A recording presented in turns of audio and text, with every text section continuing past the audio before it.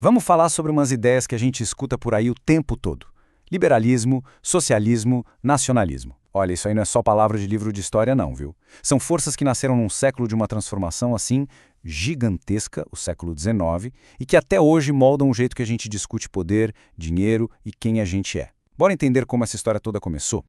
Pensa comigo, o século XIX foi tipo uma explosão. De um lado você tinha a fumaça das fábricas da Revolução Industrial, mudando tudo, sabe? Criando uma riqueza absurda para uns e uma pobreza imensa para outros. E do outro lado, as ideias do iluminismo, que estavam botando em xeque o poder dos reis, da igreja. O resultado, bom, foi o caos. Mas no meio desse caos surgiu uma pergunta que era crucial. E agora? Como é que a gente organiza esse mundo novo? E a resposta, ou pelo menos a tentativa de uma, veio com o surgimento de novos, vamos dizer, mapas para guiar as pessoas nessa nova realidade. Eram as grandes ideologias. Elas nasceram justamente para tentar botar ordem no caos e, no fim das contas, acabaram definindo o jeito que a gente pensa política, economia e sociedade até os dias de hoje. E ó, antes da gente continuar, vamos só deixar uma coisa bem clara. O que é uma ideologia, afinal? Pensa assim, é basicamente um sistema de ideias. Aquele mapa que eu falei, que ajuda a gente a entender o mundo e a se posicionar nele. E o século XIX? Foi tipo um laboratório a céu aberto para a criação desses mapas. Então, para entender de onde vieram essas ideologias, a gente precisa voltar para o epicentro do terremoto.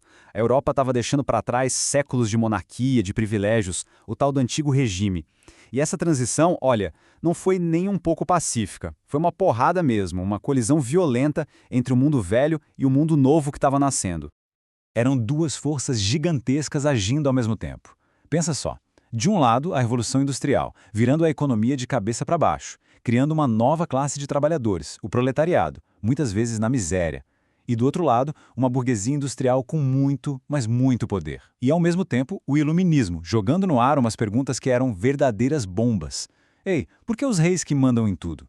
O que é ser livre de verdade?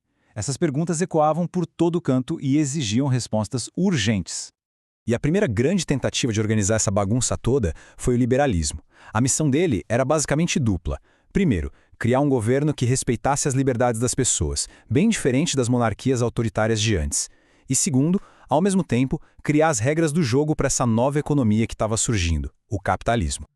Então, o liberalismo agia em dois campos, sabe? No campo político, a ideia era limitar o poder do Estado para garantir as liberdades de cada um. Era uma resposta direta ao poder absoluto dos reis. Já na economia, a proposta era outra.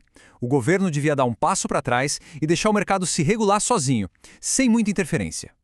E tem aquela famosa frase francesa que resume essa ideia perfeitamente. Laissez faire et laissez passer, le monde va de lui-même. Ou seja, deixai fazer, deixai passar, que o mundo anda por si só. A crença aqui era que a economia tinha suas próprias leis naturais, tipo oferta e a procura, e que ela funcionaria muito melhor se o governo não ficasse se metendo. Mas ó, cuidado. Menos intervenção não queria dizer intervenção zero. Para pensadores como o Adam Smith, por exemplo, o governo ainda tinha funções super importantes. Ele tinha que proteger a propriedade privada, garantir a segurança de todo mundo e até oferecer serviços essenciais, como a educação. A ideia era criar um terreno seguro e estável para que o capitalismo pudesse crescer. Só que, claro, esse novo mundo liberal não era um paraíso para todo mundo, né? Lá no chão das fábricas, milhões de trabalhadores enfrentavam jornadas de trabalho absurdas, condições terríveis, e eles também começaram a procurar suas próprias ideologias, suas próprias respostas para um sistema que, na prática, parecia estar esmagando eles. E aí, dentro desse movimento dos trabalhadores, surgiram duas correntes principais de socialismo. De um lado, tinha o chamado socialismo utópico, pensadores como Saint-Simon e Fourier, que sonhavam com sociedades ideais, perfeitas, mas, assim, não diziam muito bem como chegar lá na prática. Do outro lado veio o socialismo científico, com Karl Marx e Friedrich Engels. Eles foram por outro caminho. Analisaram o capitalismo a fundo para, a partir daí, propor uma revolução dos trabalhadores para derrubar o sistema. E é daí que vem aquela frase que virou um verdadeiro grito de guerra: trabalhadores de todos os países univos. A ideia por trás disso era bem direta. Não importa se o trabalhador é inglês, francês ou alemão, a exploração era a mesma. Então, eles tinham que se unir como uma classe só para lutar contra a burguesia. E o plano marxista tinha, basicamente, duas grandes etapas. A primeira seria o socialismo, uma fase de transição. Nela, os trabalhadores tomariam o poder do Estado, numa fase que eles chamaram de ditadura do proletariado, e passariam a controlar as fábricas, as máquinas, tudo. Mas esse era só o meio do caminho. O objetivo final seria o comunismo, uma sociedade onde não existiria mais Estado, nem classes sociais, e toda a propriedade seria de todo mundo. Mas é super importante lembrar que o movimento dos trabalhadores não era uma coisa só, com todo mundo pensando igual. Longe disso, além de Marx e Engels, existiam os anarquistas. Tinha gente como Proudhon, que acreditava numa mudança mais pacífica, através de cooperativas. E tinha também o Bakunin, que era mais radical e defendia a luta armada para destruir o Estado de uma vez por todas, sem essa fase de transição do socialismo. Mas olha, o debate do século XIX não era só sobre patrão contra o empregado, sobre a luta de classes. Tinha outras duas forças muito poderosas entrando nesse jogo e que moldavam o que as pessoas pensavam e sentiam de um jeito totalmente diferente: o nacionalismo e a Igreja Católica. O nacionalismo foi uma faca de dois gumes, sabe? Por um lado, ele foi uma força que uniu povos que falavam a mesma língua, que tinham a mesma cultura e acabou criando países novos, como a Alemanha e a Itália. Mas, por outro lado, ele também foi uma força que dividiu. Ele despertou em grupos menores que viviam dentro de grandes impérios a vontade de ter seu próprio país. E isso, claro, gerou muito, mas muito conflito.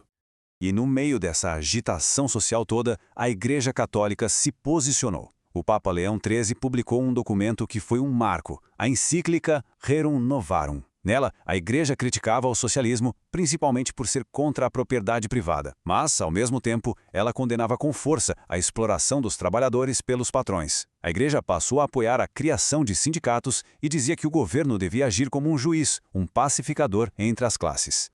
Então chegamos ao fim da nossa jornada por essas ideias, e agora é a hora de conectar os pontos.